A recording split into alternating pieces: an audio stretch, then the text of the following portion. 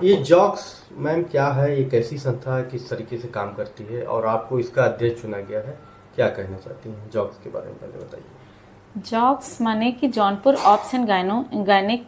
Association, जिसमें कि जितने गायनिक प्रैक्टिस वाले डॉक्टर्स हैं हम सब मिलके एक सोसाइटी बनाए हैं, जो कि जॉक्स जौनपुर के साथ साथ जितने बड़े शहर हैं सभी में ये संस्था चल रही है। और फिर सेंट्रल से ये एफिलेट होकर फॉक्सी के नाम से जानी जाती है, जिसमें हम लोग नेतृत्व में जॉक्स आने वाले एक वर्ष में जौनपुर की महिलाओं के स्वास्थ्य सुधार के लिए कौन कौन से विशेष अभियान या पहल शुरू करने जा रही है।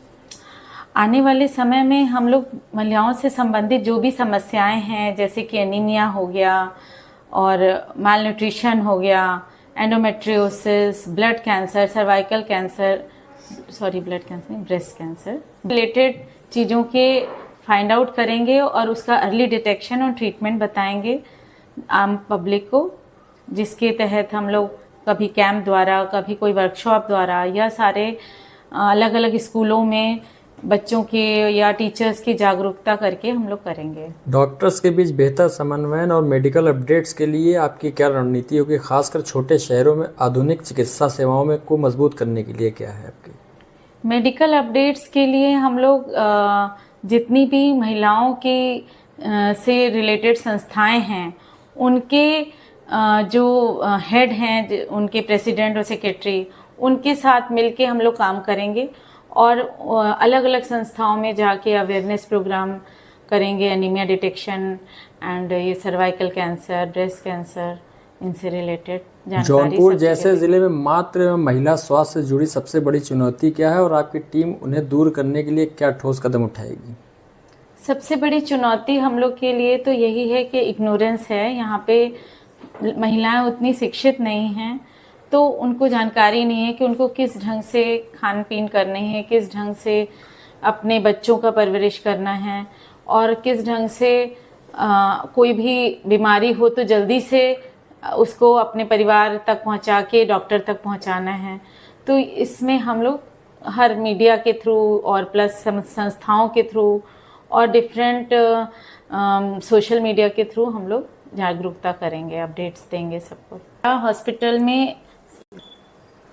जैसे निसंतानता अभिशाप समाज में माना जाता है, लेकिन आज साइंस और मेडिकल बहुत आगे जा चुका है, तो लोगों को संतान अगर वो अच्छे से ट्रीटमेंट या अच्छे डॉक्टर से कंसल्टेट करे तो उनको मात्र सुख मिल सकता है। क्या आईवीएफ के माध्यम से ऐसे बहुत चांसेस हैं जो पॉसिबिलिटी हो सकती है? हाँ, बहुत से ऐसे कपल्स हैं जिनको कि मेडिकल ट्रीटमेंट से और साधारण इलाज, जैसे कि आईयूआई एक होती है विधि, आईवीएफ से पहले की विधि होती है, अगर उससे नहीं सफलता मिलती है तो लास्ट में हम लोग आईवीएफ वाली विधि पेशेंट्स को बताते हैं। और ये सारी विधियां हमारे यहाँ हैं, मेडिकल ट्रीटमेंट, आईयूआई, आईवीएफ, तो इसके किसी न किसी विधि से बच्चे माँ को मातृत्व सुख की प्राप्ति हो जाती है। अगर आईवीएफ के लिए कोई आपके पास आता है तो वो कितना समय लगता है, मतलब उसको इन सब प्रोसीजर में पहले प्री आईवीएफ कुछ चेकअप होते हैं, जिसमें कि कुछ हार्मोनल चेकअप हैं, थायराइड का चेक है, अल्ट्रासाउंड है कि उनमें अंडों की संख्या कितनी है, enteral follicular count AFC, patient की एज कितनी है,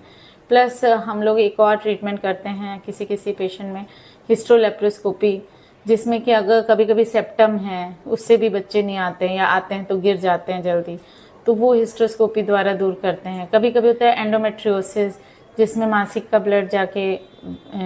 यूट्रस के बाहर इम्प्लांट हो जाता है, तो उससे भी नहीं आते हैं, तो वो वाली चीज़ों को हम लोग करेक्ट करते हैं, तब उसके बाद आईवीएफ या नॉर्मल मेडिकल ट्रीटमेंट से भी आ सकते हैं बच्चे। महिलाओं को जो निसंतान होती हैं उसमें एज फैक्टर का कितना रोल रहता है? एज फैक्टर का बहुत रोल होता है, क्योंकि बेस्ट एज होती है 22 से लेके 30 तक की बेस्ट एज होती है। और आजकल क्या है कि कैरियर के चक्कर में लेडीज़ अब लेट कर रही हैं, मैरिज भी लेट हो रही है या प्रेगनेंसी पोस्टपोन हो रही है, तो उससे एज फैक्टर से लेडीज़ के